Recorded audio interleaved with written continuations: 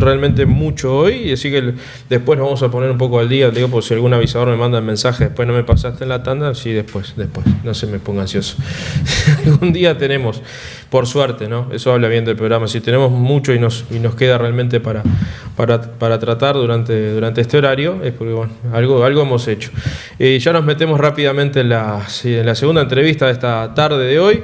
Recibimos a integrantes del Partido Socialista. Tenemos por aquí hoy me enteré que era Mónica Xavier. Yo siempre la tenía como Mónica Xavier durante estos años, ¿no? ¿Es así? Es mejor el sa que el ja. Sí. Yo la tenía como Mónica Xavier siempre. Eso sí. Buenas tardes. Buenas tardes. Un placer. Gusto. Pablo Revelo, candidato a la Diputación por el socialismo aquí en Durazno. Buenas tardes, Gonzalo. Un gusto estar en tu programa. Un gustazo. Y bueno, Leticia Benedet también. Vamos a decirlo, ustedes dos integrando lo que es la candidatura al Senado, ¿no? Exactamente. Por el Partido Socialista. Bueno, en este marco obviamente hay una ronda de actividades que, por ejemplo, tiene que ver con el recorrido de prensa, pero esto después va a culminar con la actividad con militantes, ¿no? Sí, a las 5 de la tarde invitamos a los compañeros que quieran acercarse, no necesariamente del sector, no necesariamente votantes, pero si quieren intercambiar con las compañeras Mónica Xavier y Leticia Benedet, estaremos en el local partidario que desde siempre, ¿no? En calle Herrera, casi Rivera, a partir de las 5. Perfecto. Bueno, no sé quién quiere empezar, pero a ver, ya disparamos esto con algo que, a ver, venimos de lo que es el 1 de mayo, obviamente con algo muy enfático en el discurso de ayer del presidente del PIT-CNT, y que obviamente ha hecho mucho eco en la interna del Frente Amplio, y me refiero al tema del plebiscito que impulsa el PIT-CNT, que obviamente ha generado opiniones diversas y que, bueno, es de las veces, tal vez inéditas, en que el Frente Amplio no tiene una posición única tomada de manera orgánica. ¿En qué era? Sí, es la primera vez en 53 años que el Frente deja en libertad de acción, y será discutido una vez que la Corte Electoral confirme que las firmas están, el posicionamiento del Frente para esta segunda etapa.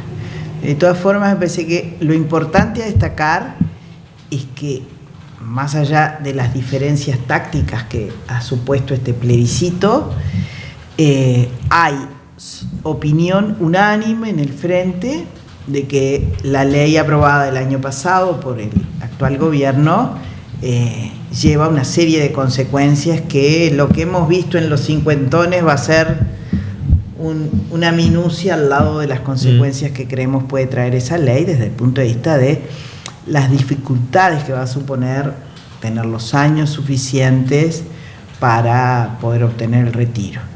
El sistema anterior ya había tenido una serie de modificaciones por parte del Frente Amplio que terminaron dando un resultado de beneficio para muchas personas. Por ejemplo, fueron miles las mujeres que, teniendo edad pero no alcanzando los años jubilados, se le aplicó algo que ha sido copiado en otros países y que llamó mucho la atención. Es sabido que las mujeres tenemos menor empleabilidad que los varones, o sea, mayores dificultades, no solo para acceder, sino también para mantenernos en un empleo. La maternidad complejiza mucho la continuidad laboral y eso, y eran miles de mujeres que, teniendo edad, no tenían los años suficientes. Bueno, ahí se empezó a contabilizar,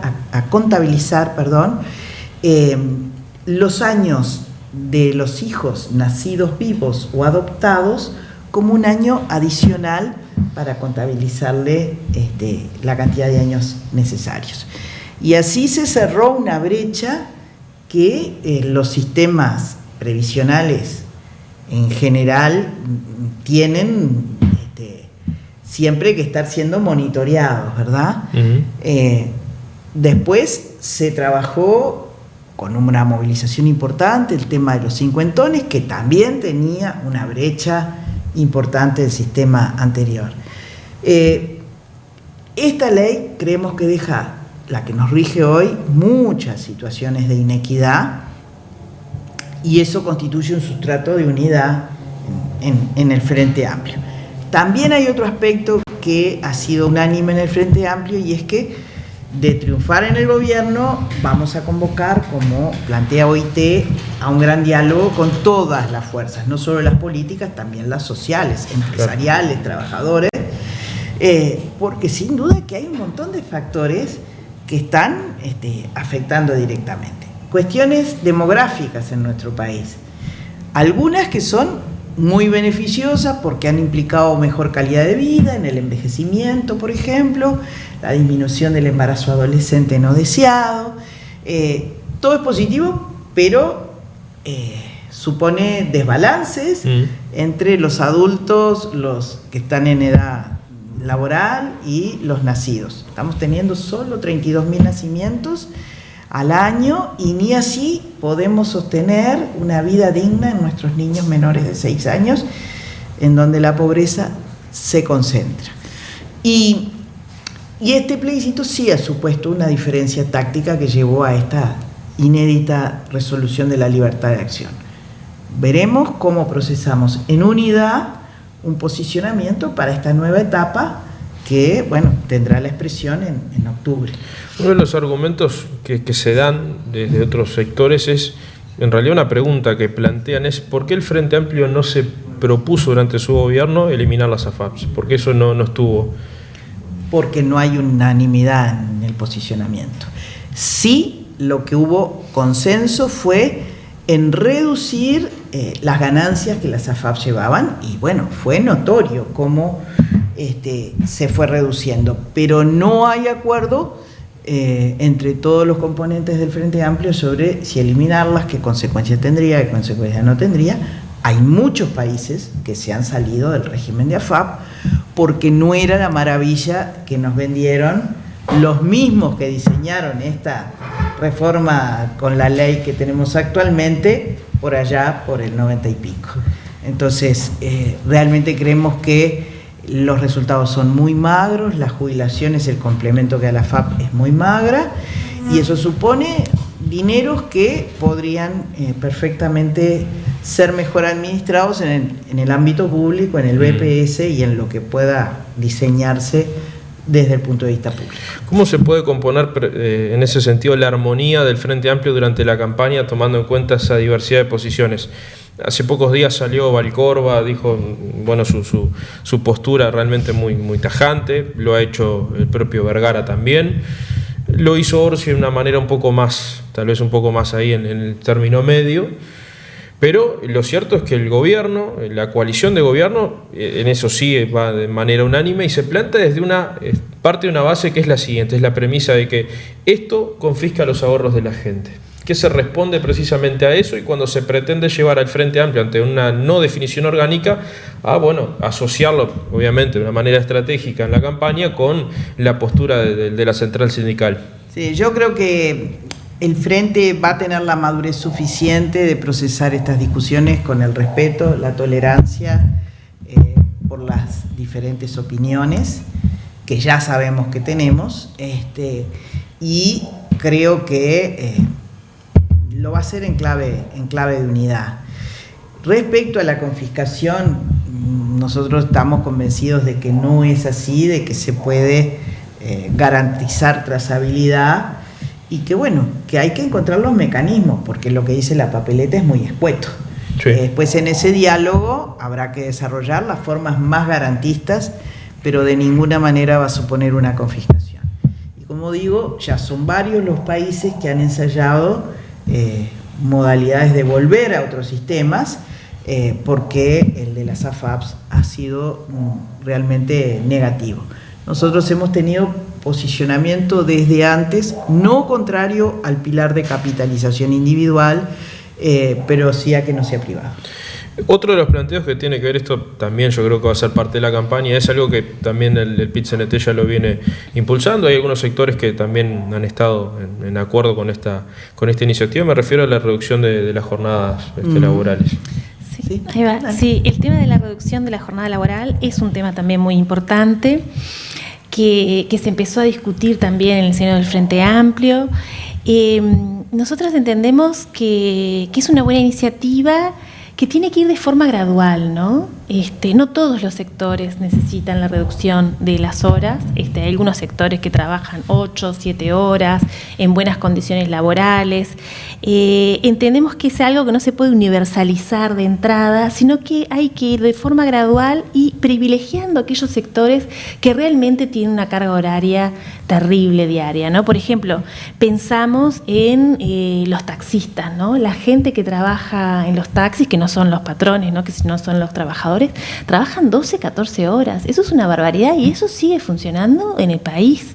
También pensamos, por ejemplo, en la gente que trabaja en los delivery, ¿no? La gente que anda en moto, que también tienen un nivel de accidentes de tránsito altísimo y que además trabajan un montón de horas. O sea que la reducción de la jornada laboral, sin duda, redundaría en unas mejores condiciones de trabajo y que tiene que ser de manera gradual y pensar especialmente en aquellos sectores donde realmente no ven las 8 horas en su trabajo diario, ¿no? Y con todo lo que eso implica en términos de salud mental, salud física. Hay muchos sectores que están absolutamente postergados con relación a la reducción de la jornada laboral. Ya hay una iniciativa legislativa porque hay que combinar decisiones que algunos sectores, como decía Leticia, ya han tomado, ¿no? Sin afectación de la llamada productividad, pero también hay que darle una garantía porque el trabajador tiene una condición inferior que el patrón para negociar una reducción de la carga horaria. Entonces hay que encontrar algún formato de amparo legal y una aplicación que tenga en cuenta las exigencias mayores de sectores definidos, ¿verdad? ¿Y es tan comprobable esa experiencia en otros lugares del mundo como se dice desde el PIT-CNT y también desde algunos sectores del ámbito político? Sí, son muchos los países que tienen reducciones de jornadas en modalidades diferentes, ¿no?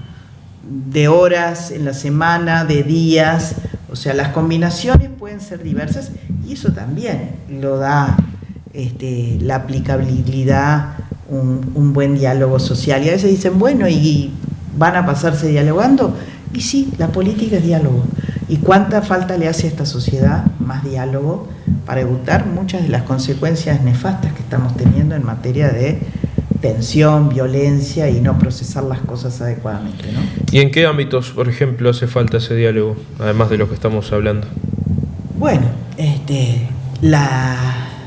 PIT-CNT en el día de ayer, para seguir con tu puntapié inicial, lanzó una propuesta que nosotros estamos también de acuerdo porque hemos estado impulsándola en más de una ocasión, que es la necesidad de concertar opiniones para un plan de desarrollo de largo aliento.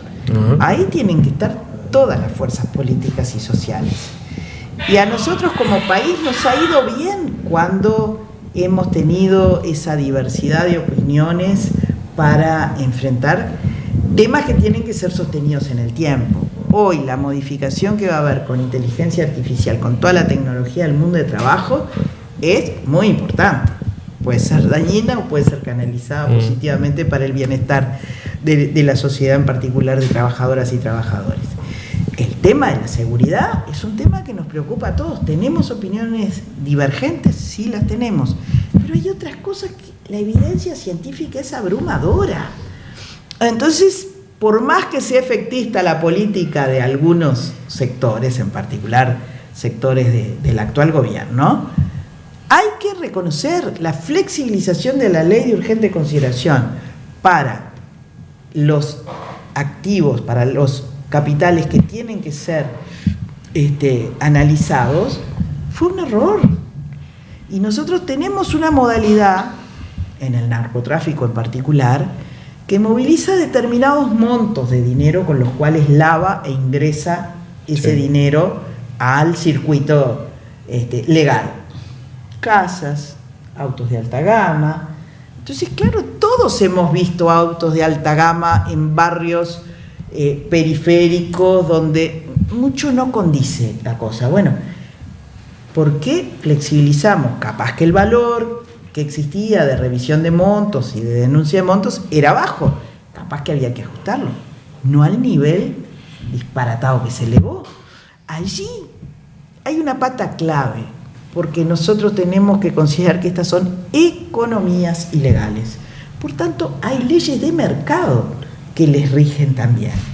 Y cuando no está dando buen rédito el narcotráfico, esta gente se dedica al tráfico de armas, cuando no al tráfico de personas. O sea, son todas economías ilegales que hay que agarrarlas en el momento en que necesitan poner ese dinero a circular en el mercado legal. Uh-huh.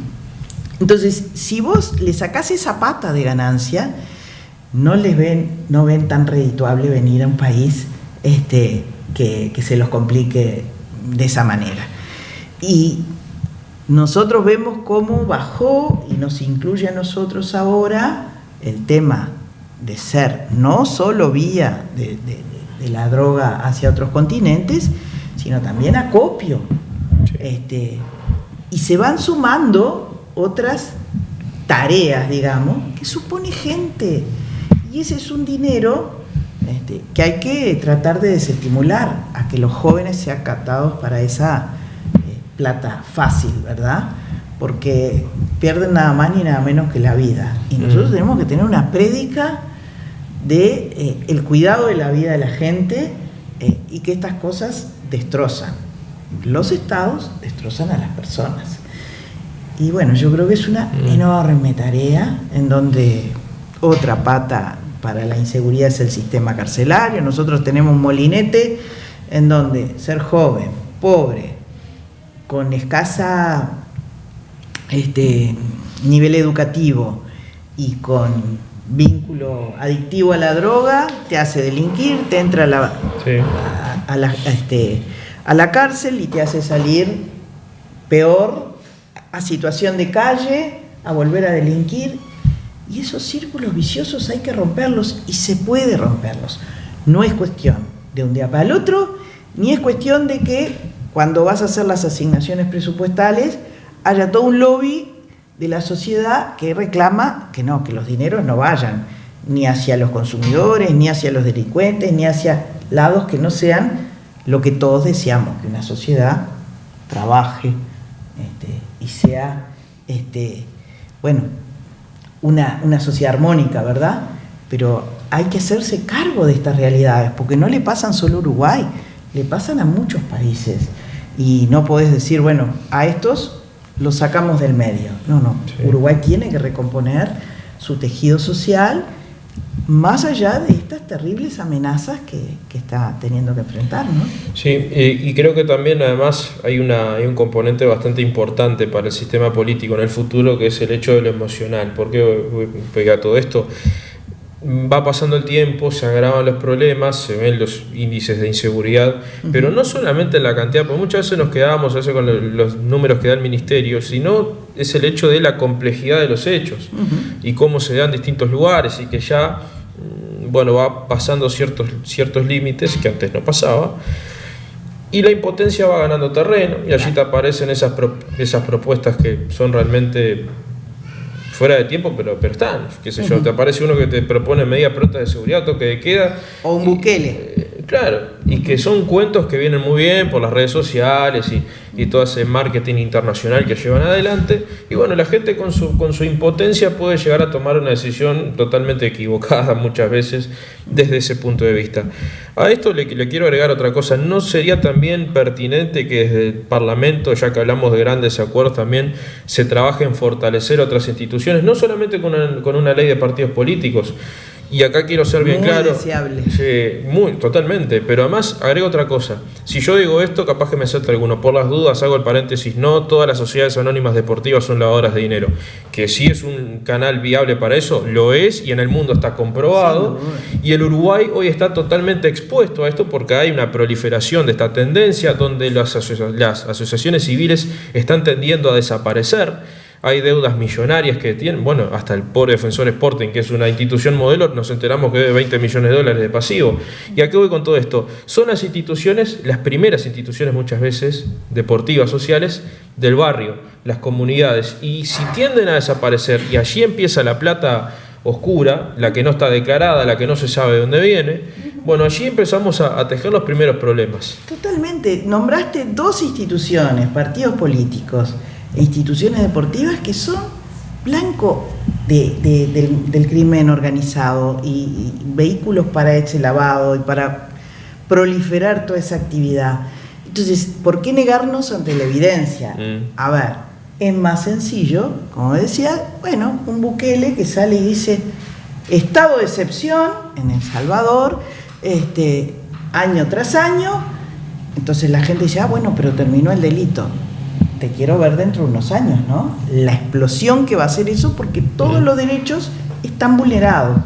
Y claro, esa desesperación de la gente, bueno, entre que me coarten determinadas libertades y que me saquen a los delincuentes, elijo eso. Eso no dura.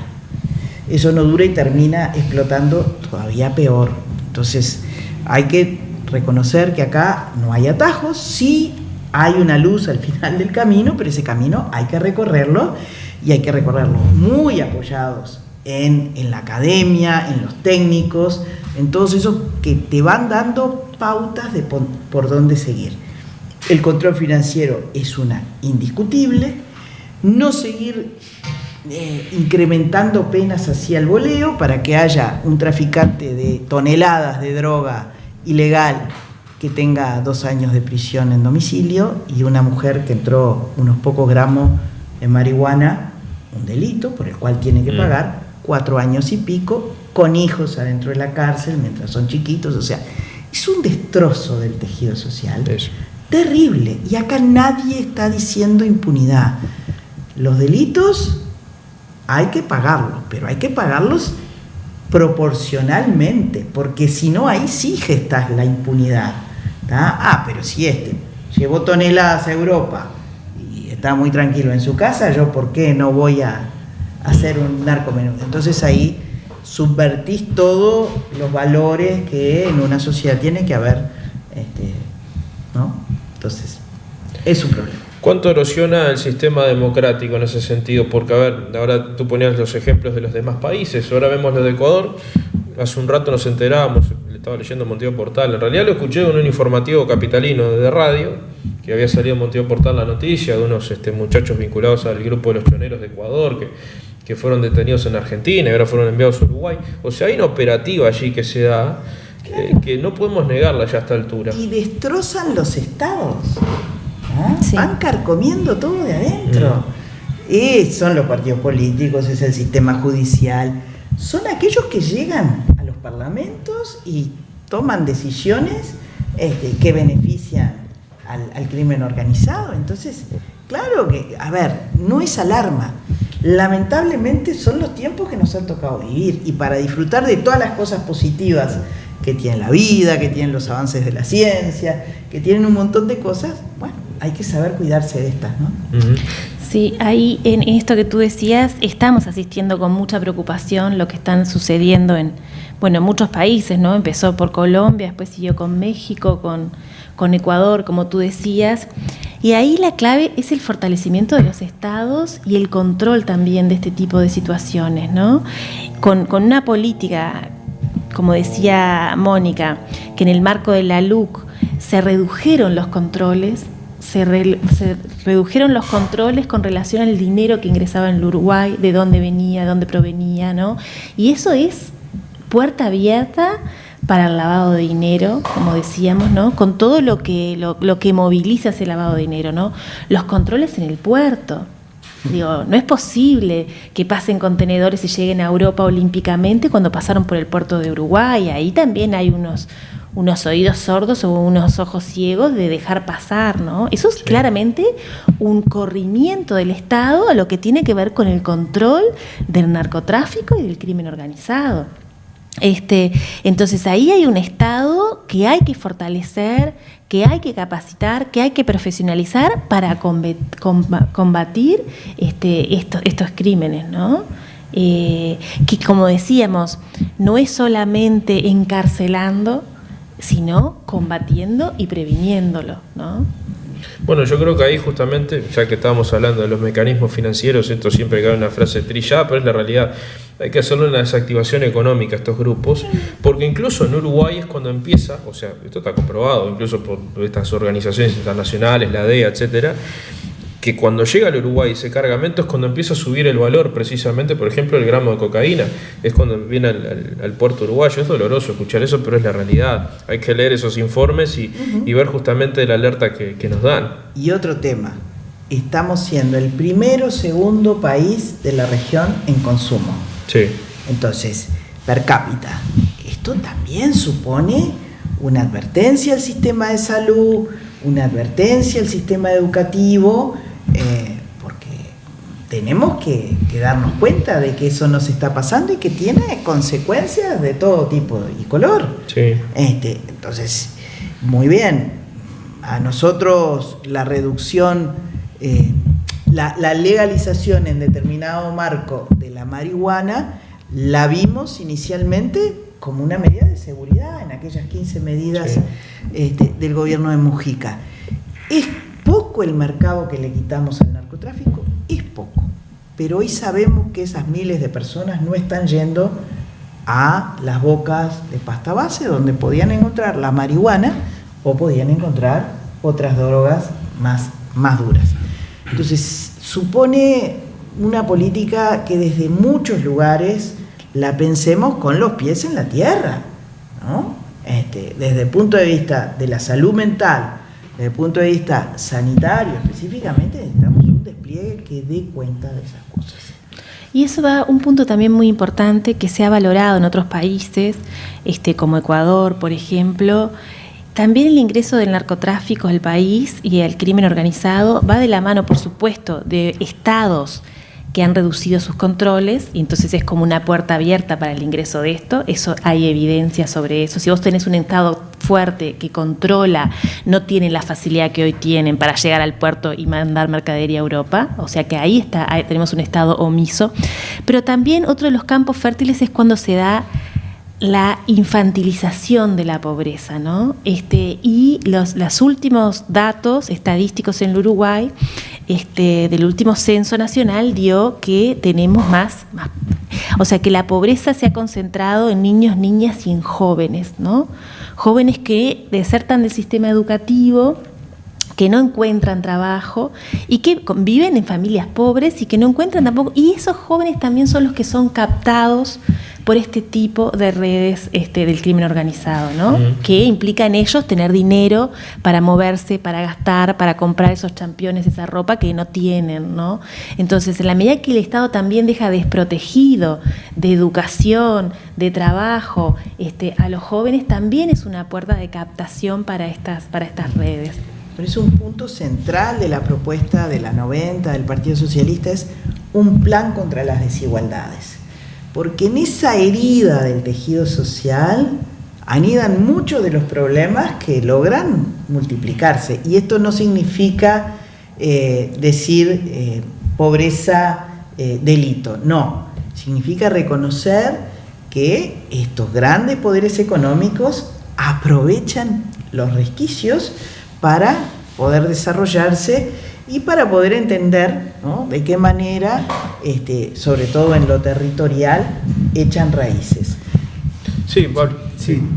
También es importante resguardar a los partidos políticos del ingreso de estos capitales que vienen de la actividad delictiva. Y bueno, sería bueno que se transparentara una ley que dé cristalinidad a cómo se financian los partidos políticos. Sí. Y por otro lado, considero yo, no es una opinión discutida, pero considero yo que es hasta absurdo que el partido político, su mayor necesidad de recursos financieros, los tiene en la campaña electoral para publicitar y contratar espacios que son de una radiofrecuencia que es del Estado. Sí. Entonces, sería bueno que por ese lado también buscar una ley que transparente cómo se financian los partidos políticos, pero por otro lado quitarle la presión al partido político de que basar su campaña electoral en una campaña que es publicidad. Vendemos un candidato como que si fuera un producto de cosmético. Es que cada vez más así. Sería bueno que la ley electoral previera otras maneras de que los partidos puedan promocionar sus candidatos, sus ideas, de una manera arreglada, y que no sea a través de dinero. El que tiene más dinero es el que tiene más espacio. Sí.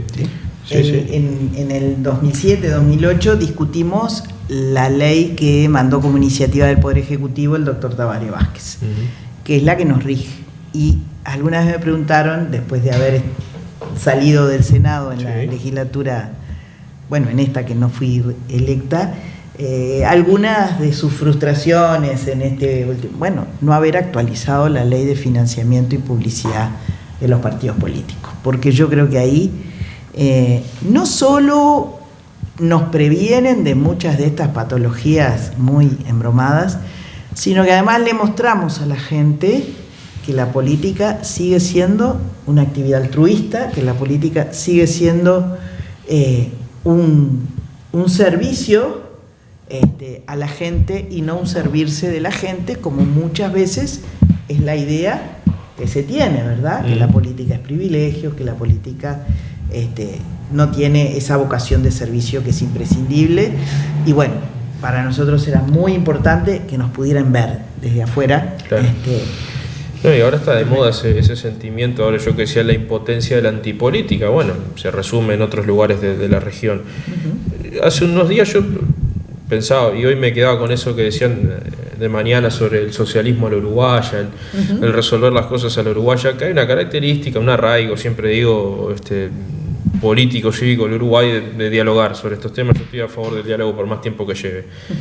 Pero algún día, pensaba yo, entre todos, que han sido gobierno en algún momento, se van a tener que sentar y reconocer en dónde se ha fallado. Porque aquí, si seguimos con el tema narcotráfico, crimen organizado, en base al relato según el que me convenga, bueno, partimos de un gran problema. Si vemos del otro lado la coalición diciendo, no, pero esto empezó en el 2007-2008, cosa que es una brutal mentira, porque incluso basta con ver artículos periodísticos uruguayos, argentinos, colombianos, mexicanos de los 90, es simplemente ir y fijarse un poquito en el archivo, te vas a encontrar con que, por ejemplo, un tal Amado Carrillo, que a alguno le sonará, el tipo se compraba un chalet de $500,000 en Punta del Este en los años 90.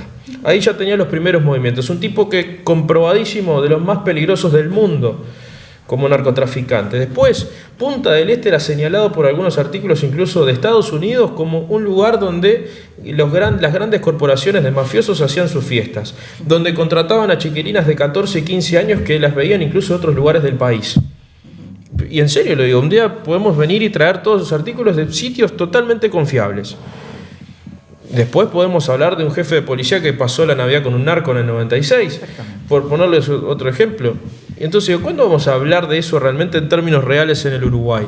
Hablemos del caso de Risotto, cómo lo matan y dónde vino todo lo anterior. Los tipos tenían hasta un palco en un estadio muy conocido aquí del Uruguay, que compraban jugadores de fútbol. No se acuerdan de aquella etapa de Caras y Caretas que después, bueno, le valió un juicio, pero el trasfondo no estaba tan mal. O sea, había algo realmente. Y ahí venía yo con lo del fútbol y todo eso, que también empiezan los negocios. Pero lo que yo veo en este sentido es que para la madurez que ha tenido históricamente el sistema político uruguayo, y nos ha faltado a todos un baño de humildad y decir, bueno, tal vez los problemas los venimos corriendo de atrás hace un montón de tiempo. Sin duda, porque además, si algo tiene de característica el crimen organizado, es que desafía y va adelante de los estados. ¿Tá? El poder de dinero, de recursos que movilizan, es brutal. Por tanto, uno tiene que ir reduciendo daños. ¿Tá? Y hay algún experto que dice, hay incluso que elegir qué se puede hacer y qué no. No se puede hacer todo a la vez. No se puede reducir la violencia, no se puede reducir la inserción comercial, no se puede, ¿cómo es que dice? Reducir la corrupción. Hay que ir viendo, es un experto uruguayo, Luna, que está en Chile, y que junto a otros investigadores dice, no hay dilemas, hay trilemas por lo menos, y hay que elegir qué cosas se puede ir desmontando para avanzar. Y bueno, yo creo que sí, que todo eso necesita de mucho consenso, porque además no es un tema que se solucione en la interna de los países, es un tema transnacional. Y si nosotros no entendemos que Uruguay tiene que estar bien relacionado, bien integrado en la región, nos está cercenando posibilidades, ¿verdad? La integración en la región es clave, porque supone un montón de cosas que hay que enfrentarlas globalmente, como es el mundo globalizado de hoy, ¿no? Totalmente. Les agradezco mucho por estos minutos, un placer como siempre. Reiteramos que a las 17 era, Pablo. A las 17. Perfecto. En el local del Partido Socialista, en calle Herrera, casi Rivera. Exacto. Les esperamos especialmente con gusto para conversar. Perfecto. Muchas y bueno, gracias. ojalá que podamos repetir más este tipo de charlas. Sin duda, acá tenemos que el candidato. Lo tenemos seguido además. Sin duda. Muchas gracias, Gonzalo. Un placer, Un saludo a la audiencia. Nos vamos a la pausa y continuamos.